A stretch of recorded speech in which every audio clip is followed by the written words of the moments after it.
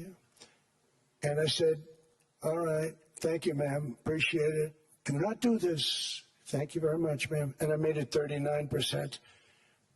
And then all hell really broke out. And I was paid visits by everybody. Rolex came to see me. They all came to see me. But I realized, and I reduced it, because I don't want to hurt people. I don't want to hurt them. And we brought it down to a, lower level. Doesn't mean it's not going up, but we brought it down to a lower level. But they pay now, tariff. But realize that we have many places like that where they're making a fortune because of the United States. Without the United States, they wouldn't be making anything. Think of it. Switzerland made $41 billion on us.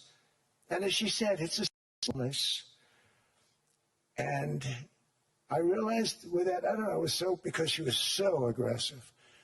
And I realized in that conversation that the United States is keeping the whole world afloat.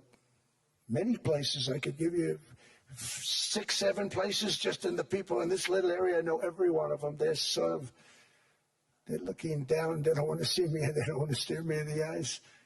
But they're taking advantage of, everybody took advantage of the United States. But I've been very fair, and I gave them a tariff, and it was fine. But I realized that without us, it's not Switzerland anymore. Without us, it's not any of the countries that are represented here. And we want to work with the countries. We want to work with them. We're not looking to destroy them. I could have said 39, 40%. I could have said I want a 70% tariff, then we make money with Switzerland. But Switzerland would have been probably destroyed, financially destroyed. I don't want to do that. But we should be paying the lowest interest rate of everybody. I hope Scott's listening to this, because we should be paying the lowest interest rate of everybody. Without us, most of the countries don't even work. And then you have the protection factor. Without our military, which is the greatest in the world by far, without our military, you have threats that you wouldn't believe. You wouldn't believe. You don't have threats because of us, and that's because of NATO. One other thing, and I have to say it so importantly, in the old days, and I used to say I'm the youngest in the room. Now I'm among the older. I hate to say it. I don't feel old, but I'm among the older. But I remember not long ago, 20, 25 years ago, when good news came out about, let's say, the United States. The United States had a great quarter. The United States had a great month. All the stocks went up. And that's the way it's supposed to be. Now when they say the United States had a record quarter, it's unbelievable how well it's doing, all the stocks crash because they say, oh no, inflation, they're going to raise interest rates. And they do. Some of these stupid people like Powell, they raise interest rates. And what they do is they stop you from being successful. It used to be when we had a great quarter, a great month, great earnings, great anything, any good news, the stock market went up. That's the way it's going to be. We got to do that again because that's the way it should be. Now when we have a great month, they want to kill it. Like we did over 5%. And people were surprised. We should do 20%. We could do 25%. When we announce good numbers, and the reason is they're so petrified of inflation. And growth doesn't mean inflation. We've had tremendous growth with very low inflation. In fact, growth can fight inflation, proper growth.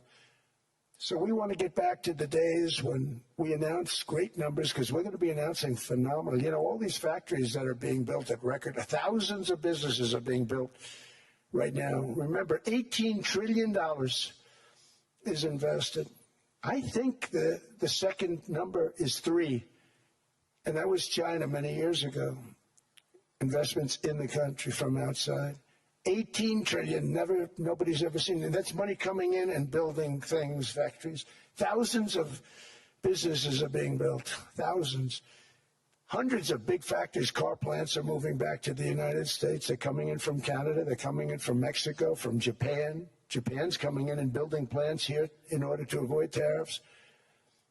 They're coming in from China, they're coming in from all over the world. We have more plants being built now, car plants, than we've ever had built, even in the heyday from the 1940s and 50s. And they're bigger. They don't use renovations anymore where they take an old plant, they rip it down, they build a brand new plant, super modern plant. But it's happening at levels that nobody's ever seen. In 2024, the U.S. built less than 2 million new homes, but Biden admitted more than 8 million new migrants. And those days are over. In 2025, for the first time in 50 years, the United States had reverse migration. Boy, that was nice. And these were criminals that were being taken out of our country because they allowed people to come into our country from jails, from gangs, drug dealers, murderers. 11,888 murderers. We've gotten most of them out. And then ICE gets beat up by stupid people from leadership in Minnesota. We actually are helping Minnesota so much, but they don't appreciate it. Most places do. You know, Washington, D.C. is the safest place now in the United States. It was a very dangerous place to walk, and now you can walk with your wife, your kids, right through the middle of the city. Right now, Washington, D.C. is as safe as it gets. It was one of the most unsafe, I had to admit. We sent in the military, the National Guard. Within 2 months, it was great. Within 3 months, it's like a really great place and a safe place and a beautiful place. It's even been cleaned up. The graffiti's gone. The fences are gone. We don't have to worry about fences anymore. All of the places, the grasses are cut and replaced with new grass in many cases. It's all going to happen in the spring. But Washington and D.C. is beautiful again, and it's safe. New restaurants are opening up. They were all closing. Now you can't get into a restaurant. Restaurants in Washington, D.C. are all opening. Memphis also, Memphis, Tennessee, New Orleans, Louisiana. We're there for 3 weeks. We've cut the crime down by 64%. Within another month, we'll have virtually no crime there. We can do that all over.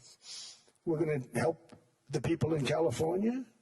We want to have no crime. I know Gavin was here. I used to get along so great with Gavin when I was president. Gavin's a good guy. And we're going to, if he needed it, I would do it in a heartbeat. I'd love to see. We did help them a lot in Los Angeles, a lot with the early in my term when they had some problems. But we would love to do it. I will say this, if I were a Democrat governor or whatever, I would call up Trump. I'd say, come on in, make us look good, because we're cutting crime down to nothing. And we're taking people out, career criminals who are only going to do bad things, and we're bringing them back to their countries. But where we've done it, it's been amazing. And we have a capacity to do it at much greater levels. We're cutting illegal aliens off welfare and other government benefits, and I have directed that starting immediately, there will be no more payments to sanctuary cities because they are really just sanctuaries for criminals. They're really protecting criminals, and those are the ones we have to get out of the country. Murderers, drug dealers, the mentally insane. They emptied their mental institutions into the United States. And despite that, we have the lowest crime numbers that we've ever had in the history of the country. Just came out. But equally importantly, we're cracking down on more than $19 billion in fraud that was stolen by Somalian bandits. Can you believe that Somalia, they turned out to be higher IQ than we thought. I always say these are low IQ people. How did they go into Minnesota and steal all that money? And we have, they're pirates. They're good pirates, right? But we shoot them out of the water just like we shoot the drug boats out. They're not pirating too many boats lately, do you notice? When they go out into those boats, they want to take over a $1.5 billion tanker loaded up with oil, and they say, we're going to blow up your boat. They have powerful weapons. You hit the side of the boat, you blow the whole thing up. The insurance companies are petrified, so they say, just give them the boat. We'll give them money instead. And I don't do that. We blow them right the hell out of the water. We see them going out, we blow them out of the water. We don't have any pirates so much anymore. If we do, they won't be there long. We've cut down with the hitting of the boats that are loaded up with drugs, including submarines. Can you believe they actually buy small, they call mini subs, very fast. They're meant for drugs. We've knocked out 2 of them. The Democrats say they were fishing. You have ruined somebody's fishing weekend, I would say. A submarine is not a fishing boat. You don't fish. But we've knocked down drugs by water. the oceans, the sea, by 97.2%. Think of that. And I actually say, who the hell are the 3%? Because I would not want to be piloting one of those boats. We knocked them down, and now we're going to start on land. We're going to knock it all out. The land is the easy part. What we did on sea is incredible, and that's our great military. The situation in Minnesota reminds us that the West cannot mass import foreign cultures, which have failed to ever build a successful society of their own. I mean, we're taking people from Somalia, and Somalia is a failed, it's not a nation. Got no government, got no police, got no military, got no nothing. And then we have this fake congressperson who they just reported is worth $30 million. You believe this? Ilhan Omar, talking about the Constitution provides me. She comes from a country that's not a country, and she's telling us how to run America. Not going to get away with it much longer, let me tell you. The explosion of prosperity and conclusion and progress that built the West did not come from our tax codes. It ultimately came from our very special culture. This is the precious inheritance that America and Europe have in common. We share it. We share it, but we have to keep it strong. We have to become stronger, more successful, and more prosperous than ever. We have to defend that culture and rediscover the spirit that lifted the West from the depths of the Dark Ages to the pinnacle of human achievement. We live in an incredible, changing period. It's an unbelievable time, but we have to take advantage of the time that we're in. In our hands are technologies that our ancestors could scarcely have. I mean, they couldn't have even dreamt some of the things that we see today. And so rapidly they're produced. I mean, AI, 2 years ago, nobody ever heard of the term, and now everybody's talking about it. And it can have some very good purpose. It could also have some dangerous purpose, and for that we have to watch out. But some tremendous things are happening because of it. And we're leading by so much. We're doing so well. But opportunities that are bigger and grander than ever before in human history are right before us. It is the pioneers in this room. Many of you in this room are true pioneers. You're truly brilliant people. Just your ability to get a ticket is brilliant because you have about 50 people for every seat. I don't know what. That's Larry. Everything Larry touches turns to gold. He made this very successful. But you're in this room, and some of you are the greatest leaders anywhere in the world. You're the greatest brains anywhere in the world. And the future is unlimited, and to a large part because of you, and we have to protect you, and we have to cherish you. I always say we have to cherish our brilliant people because there aren't many of them. So together with confidence, boldness, and persistence, let us lift up our people, grow our economies, defend our shared destiny, and build a future for our citizens that is more ambitious, more exciting, more inspiring, and greater than the world has ever seen. We're in a position to do things that nobody else has ever even thought of before. And many of the people in this room are the ones that are doing it, and I want to congratulate you, and I'm with you all the way. You can do things that nobody else can even think about. So I congratulate you on your tremendous success. And the United States is back, bigger, stronger, better than ever before. And I'll see you around. Thank you all very much. Thank you very much.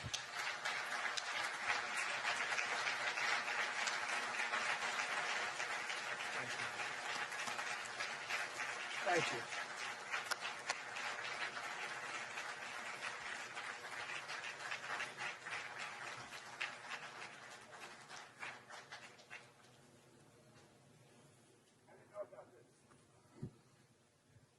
This was supposed to be a nice fire chat, Mr. President. Yes, good. I got set up. I did, though. You made a job for the moderator really easy. Thank you, Mr. President, for your speech. I do have a few follow-up questions, if it's okay. Sure. I don't think I should start with Greenland, maybe. I'll start with the economy.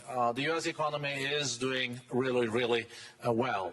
but how to sustain this growth moving forward, because there's always a recession looming around the corner.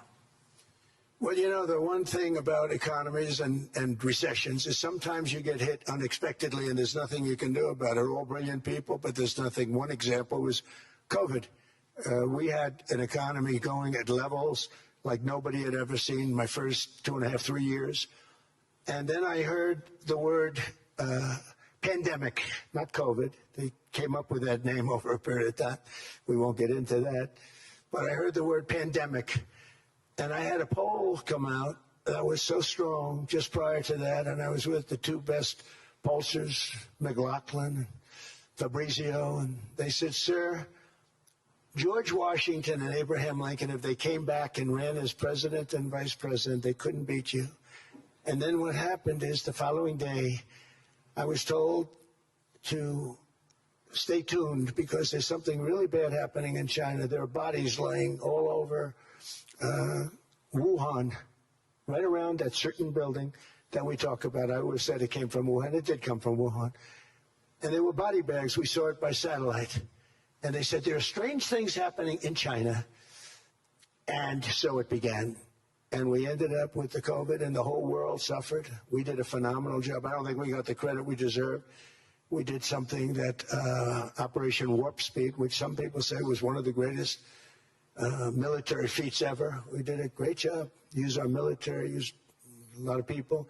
But sometimes you get hit with things, nothing you can do. You get hit with things like that unexpectedly.